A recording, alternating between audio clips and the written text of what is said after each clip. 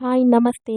Welcome back to our channel tasty treats for Roja. ఈ వీడియోలో నేను చూపించే రెసిపీని కార్తీక మాసం స్పెషల్ అనుకోండి, లేదంటే వెజిటేరియన్స్ ఫ్రెండ్లీ రెసిపీ అనుకోండి. చికెన్ లేకుండా చికెన్ గ్రేవీ కర్రీ లాంటిదే, టేస్ట్ మాత్రం చికెన్ గ్రేవీ కర్రీ తింటున్నట్టే ఉంటుంది. రిచ్ గ్రేవీ టెక్స్చర్ తో ఉన్న ఈ మసాలా కర్రీని ఎలా చేయాలో చూడండి. ఇలాంటి రెసిపీస్ కోసం మన ఛానల్ ని తప్పకుండా సబ్స్క్రైబ్ చేయండి. అలాగే లైక్ చేయడం మాత్రం మర్చిపోకండి. మీ లైక్ నాకు ఎంతో బూస్టింగ్ ఇస్తుంది. ఇంకా లేట్ చేయకుండా స్టార్ట్ చేసేద్దాము.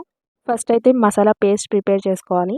దానికోసం మిక్సర్ జార్లో పచ్చి కొబ్బరిని ఇలా చిన్న చిన్న ముక్కలుగా కట్ చేసుకొని ఒక గుప్పెడు అలా యాడ్ చేసుకోండి. చిన్న సైజ్ ఆనియన్ ని రఫ్ గా కట్ చేసి వేసేయండి. 1 ఇంచ్ అల్లం ముక్కలు, 5-6 వెల్లుల్లి రెమ్మలు కూడా వేసుకోవాలి. మీ దగ్గర అల్లం వెల్లుల్లి పేస్ట్ ఉంటే ఒక స్పూన్ యాడ్ చేయండి. 5-6 జీడిపప్పులు, 3 లవంగం ముక్కలు, చిన్న దాల్చిన చెక్క, 1 టీ స్పూన్ జీరా, 3 మిరియాలు, 1 టీ స్పూన్ వరకు గసగసాలు వేసుకోవాలి. లాస్ట్లో 2-3 ఇలాచీ కూడా వేసుకున్నాక చిన్న టీ గ్లాస్ అంత వాటర్ వేసుకొని ఎంత వీలైతే అంత మెత్తగా పేస్ట్ చేసుకోవాలి. ఫైన్ పేస్ట్ లా చేసుకోవాలి. అప్పుడే ఈ కర్రీకి టేస్ట్ అదిరిపోతుంది.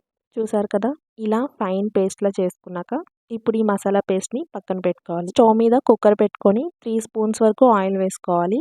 ఆయిల్ హీట్ అయ్యాక చిన్న దాల్చిన చెక్క, 2 లవంగం మొగ్గలు, ఒక ఇలాచి, చిన్న సైజు ఉల్లిపాయని ఇలా పొడుగ్గా కట్ చేసి వేసుకోవాలి. మీ స్పైసీకి తగ్గట్టు పచ్చిమిర్చిని కూడా రఫ్ గా కట్ చేసి వేసేయండి. ఈ గ్రేవీ కర్రీకి ఆనియన్స్ ఇలా పొడుగ్గా కట్ చేసుకుంటేనే టేస్ట్ బాగుంటుంది. ఆనియన్స్ ఇలా లైట్ గోల్డెన్ కలర్ వచ్చేంత వరకు ఫ్రై చేసుకున్నాక 1 టీ స్పూన్ అల్లం వెల్లుల్లి పేస్ట్, కొంచెం పుదీనా వేసుకొని అల్లం వెల్లుల్లి పేస్ట్ పచ్చివాసన పోయేంత వరకు ఫ్రై చేసుకోవాలి.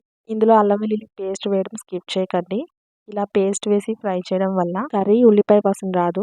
ఇలా ఫ్రై చేసుకున్న దానిలో 2 మీడియం సైజ్ టొమాటోస్ ని ఇలా పొడుగ్గా కట్ చేసుకొని వేసుకోవాలి. కొద్దిగా పెద్ద ముక్కలు వేసుకోండి. టొమాటో పేస్ట్ కాకుండా ఇలా పెద్ద ముక్కలు వేసుకుంటేనే బాగుంటుంది. ఇలా ఆయిల్లో 1 మినిట్ అలా ఫ్రై చేసుకున్నాక టేస్ట్కి సరిపోయేంత సాల్ట్, 1/2 టీ స్పూన్ పసుపు, మీ స్పైసీకి తగ్గట్టు కారం, 1 టీ స్పూన్ వరకు గరం మసాలా వేసుకోండి. ఈ స్పైసెస్ అన్నిటిని ఆయిల్లో జస్ట్ అలా 30 సెకండ్స్ ఫ్రై చేసుకున్నాక ముందే ప్రిపేర్ చేసి పెట్టుకున్న మసాలా పేస్ట్ని యాడ్ చేసుకోవాలి. స్పైసెస్ అన్ని ఆయిల్లో ఎక్కువసేపు ఫ్రై చేయకూడదు. జస్ట్ 30 సెకండ్స్ అలా ఫ్రై చేసుకుంటే చాలు. ఇలా ప్రిపేర్ చేసి పెట్టుకున్న మసాలా పేస్ట్ని వేసుకున్నాక ఒకసారి మొత్తం కలిసేలా మిక్స్ చేసుకోవాలి. ఈ స్టేజ్లోనే ఒకసారి సాల్ట్ సరిపోయిందో లేదో చెక్ చేసుకోవాలి. సరిపోతే అడ్జస్ట్ చేసేయండి. గ్రేవీ కన్సిస్టెన్సీ చాలా హార్డ్గా ఉంది కదా, ఇప్పుడు 1 గ్లాస్ వరకు వాటర్ యాడ్ చేసుకోవాలి. ఇంకోసారి మొత్తం కలిసేలా మిక్స్ చేసుకోవాలి. ఈ ప్రాసెస్ అంతా కుక్కర్లో చేసుకుంటేనే బాగుంటుంది. నార్మల్గా చేసే వాళ్ళైతే మూత పెట్టేసి ఒక 15 మినిట్స్ అలా లో ఫ్లేమ్లో కుక్ చేసుకోండి. ఇలా కుక్కర్లో అయితే మీడియం ఫ్లేమ్లో పెట్టుకొని 3 విజిల్స్ వచ్చాక స్టవ్ ఆఫ్ చేసేయండి. ప్రెషర్ అంతా పోయాక లిడ్ ఓపెన్ చేసి ఒకసారి గ్రేవీ కన్సిస్టెన్సీ చూసుకోండి.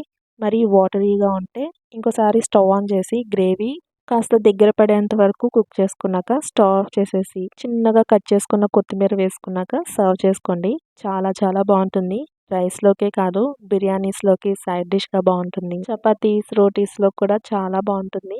తప్పకుండా ట్రై చేసి టేస్ట్ ఎలా వచ్చిందో కమెంట్ చేయడం మాత్రం మర్చిపోకండి. వీడియో లాస్ట్ వరకు చూసారంటే మీకు నచ్చినట్టే కదా, తప్పకుండా లైక్ చేయండి. అలాగే ఎవరెవరికి షేర్ చేయాలో తెలుసు కదా, చేసేయండి. మరి ఈ కార్తీక మాసంలో నాన్ వెజ్ చాలామంది వండుకోరు కాబట్టి ఆ క్రేవింగ్స్ నుంచి కొద్దిగా బయటపడడానికి ఇలాంటి గ్రేవీ కర్రీస్ని ట్రై చేస్తూ ఉండండి. ఇంకేంటి లేట్, మన ఛానల్ని సబ్స్క్రైబ్ చేసేయండి. Thanks for watching. See you next video. Bye.